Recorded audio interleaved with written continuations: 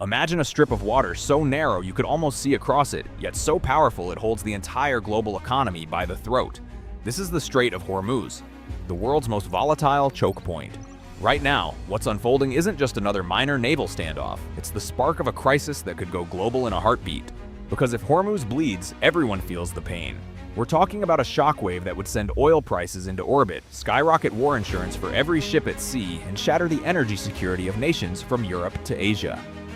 The stakes have moved far beyond a local conflict. This is about the very balance of power in the Middle East. But the real question isn't just about who has the bigger fleet. The real question is, what happens when a strategy of calculated risk finally crashes into the vital interests of every major global power at the exact same time? To understand why this tiny stretch of water keeps world leaders awake at night, you have to look at the map. Hormuz isn't just a sea lane, it's a global artery. At its narrowest point, the shipping channels are only 2 miles wide. It's a geographical funnel where nearly 1/5 of the world's oil consumption must pass through. In the world of logistics, it is the ultimate bottleneck, one where any tremor is felt instantly in every corner of the globe. But the real danger of Hormuz isn't just its size, it's how perfectly it lends itself to asymmetric warfare. You see, in these confined waters, you don't need a massive, conventional navy to project power. For a force like Iran, geography is a force multiplier. They've mastered a death-by-a-thousand-cuts strategy, stealthy sea mines, swarms of high-speed attack boats, and low-cost suicide drones. They don't need to win a head-on battle. They just need to make the environment too unpredictable and too dangerous for anyone to operate. For Tehran, this isn't just about defense. It's the ultimate strategic lever. Their logic is clear. By holding the keys to the world's energy gate, they can signal that any pressure on Iran will carry a price tag far beyond their own borders. It's a calculated game of deterrence, making the cost of escalation so high that even the world's most powerful militaries have to think twice. However, there's a fatal flaw in this logic. Because when you turn a global commons into a strategic hostage, you aren't just sending a message to your rivals. You are inviting a massive, coordinated response from every power that depends on the free flow of trade. And right now, that response is starting to take a very tangible, very lethal shape. Think of this not as a traditional blockade, but as a strategic shadow cast over the water. Iran's real weapon isn't just a missile, it's the uncertainty those missiles create. By deploying sea mines, underwater drones, and swarms of fast attack craft, Tehran isn't trying to sink every ship.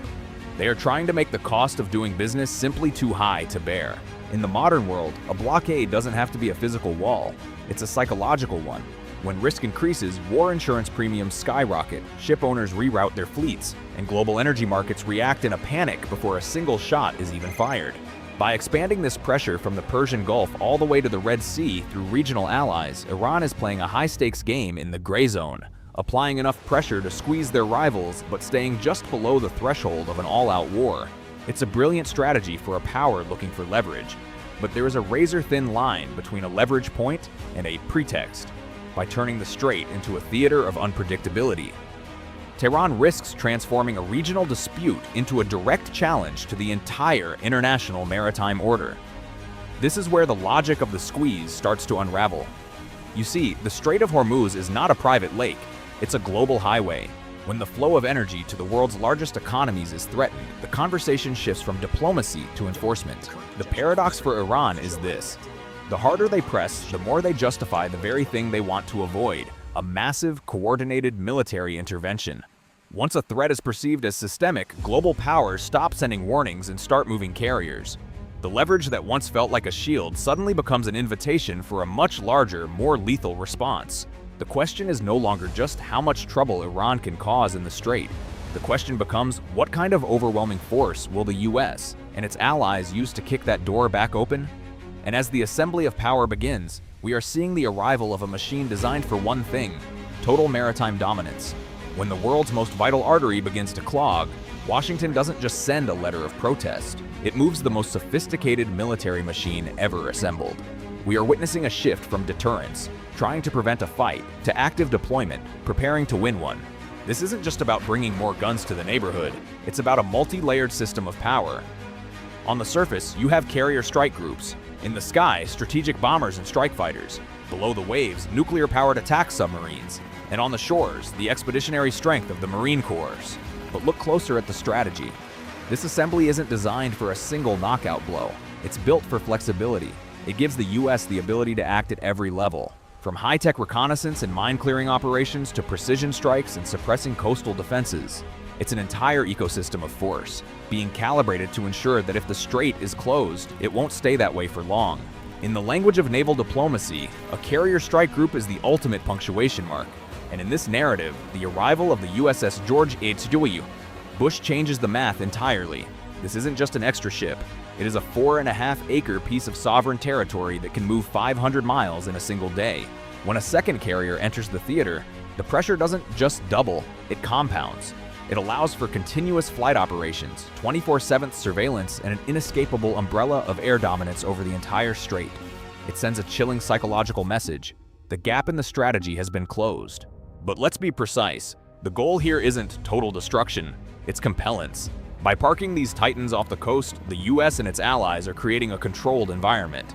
They are suppressing the enemy's ability to see, to coordinate, and to fire back, effectively carving out a safe corridor for global trade through sheer, unadulterated presence. The chess pieces are no longer being moved, they are being locked into place. While the carriers dominate the surface, the true hammer of this operation gathers in the clouds. We're talking about strategic bombers, the B-52S and B-1Bs. Designed to strike with terrifying precision from thousands of miles away. In this scenario, air power isn't just about winning dogfights, it's about systemic paralysis. If the goal is to open the strait, you don't just clear the water, you blind the enemy. These bombers are the key to hitting targets deep inland. The command and control hubs, the hidden missile silos, and the logistics chains that feed the coastal defenses. By eroding Iran's ability to even see or coordinate a response, the coalition effectively turns a high-tech fortress into a series of isolated targets. It's a shift from tactical skirmishing to a campaign of total structural degradation. But there is a far more delicate, far more dangerous task unfolding beneath the waves. This is where the United Kingdom enters the frame.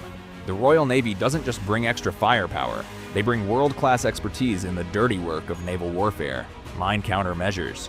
Mines are the ultimate asymmetric weapon. They are cheap to deploy, but incredibly slow and expensive to remove. Even the rumor of a single mine can paralyze global trade. The British role is vital here, using specialized mine hunters and elite divers to clear a path through the invisible minefields. It's a painstaking game of cat and mouse where the stakes are $1 billion tanker and the lives of its crew. While the US provides the overwhelming shock, the UK provides the scalpel, ensuring that the maritime corridor isn't just open, but actually safe to traverse. Then there is the European factor. Traditionally cautious and wary of being dragged into a Middle Eastern quagmire, Europe's stance is shifting. For Paris, Berlin, and Brussels, the Strait of Hormuz isn't just a point on a map, it's the pulse of their energy security. As the crisis deepens, the neutral space for Europe is shrinking.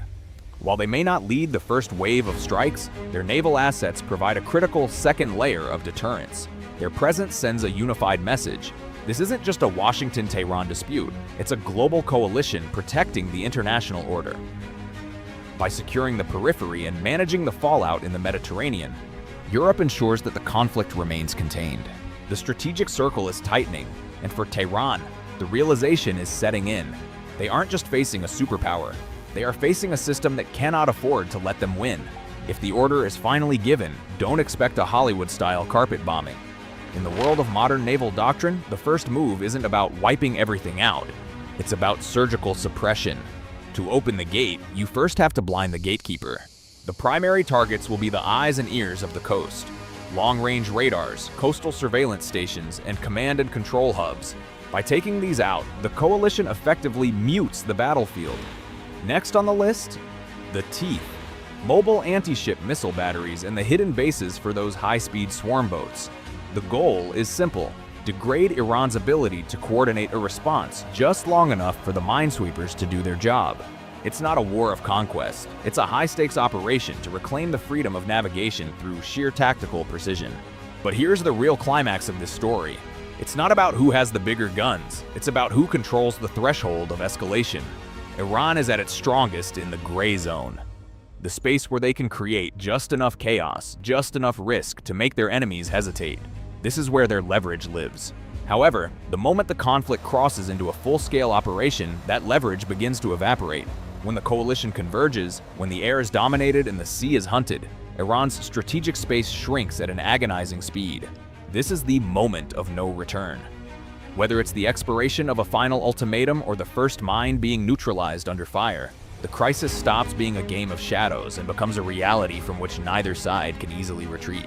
The ultimate paradox is that by pressing too hard on the world's throat, Tehran may have forced a response that their asymmetric strategy was never designed to survive.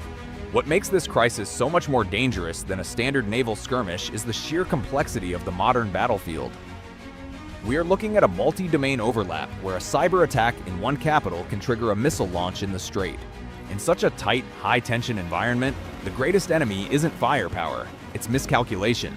A single misinterpreted radar blip or an over-aggressive response can ignite a wildfire that no one intended to start. There is no such thing as a cheap victory here. Even for a superpower with overwhelming technology, opening the strait is only half the battle. Keeping it safe, stable, and free from the threat of a relapse is a geopolitical challenge that requires more than just carriers. It requires a vision for what comes after the smoke clears. In the end, the true casualty of a crisis in Hormuz isn't just a naval vessel or a coastal battery, it's the global economic nervous system. We are talking about a ripple effect that hits far beyond the Middle East. The moment a single mine is detected, the math of global trade changes. War risk premiums skyrocket overnight. Shipping routes are redrawn, adding weeks of delay and millions in fuel costs to the products we use every day. For the average consumer, this isn't a distant war. It's a direct gut punch in the form of inflation, disrupted supply chains, and surging energy prices. From a factory in Ohio to a tech hub in Bangalore, everyone is connected to this 21-mile-wide strip of water. This is why Hormuz is the world's ultimate fear gauge. A crisis here doesn't stay in the ocean. It travels straight into the pockets of billions of people who may have never even heard its name. So where does this leave us? Ultimately, the standoff in the Strait of Hormuz is the ultimate stress test for both sides. For Iran, it is a test of their asymmetric leverage, a desperate attempt to show that they can hold the world's energy supply hostage to protect their own interests. For the US and its allies, it is a test of the international maritime order, a mission to prove that no single nation can be allowed to choke off the lifeblood of global commerce. But perhaps the biggest lesson here is the danger of the squeeze. The fatal flaw in any strategy of blockade is that while it creates immense pressure, it also leaves the opponent with no choice but to mobilize their entire system of power to break it. By pressing too hard on the world's throat, a regional power risks inviting a storm they cannot survive. The final question isn't just whether Iran will blink. The real question is, in a world where everything is interconnected, can any of these powers truly control the threshold of escalation before a narrow strait pulls the entire global economy into an abyss? Because in a game this high stakes, there are no easy victories, only the hope that reason prevails before the first shot is fired.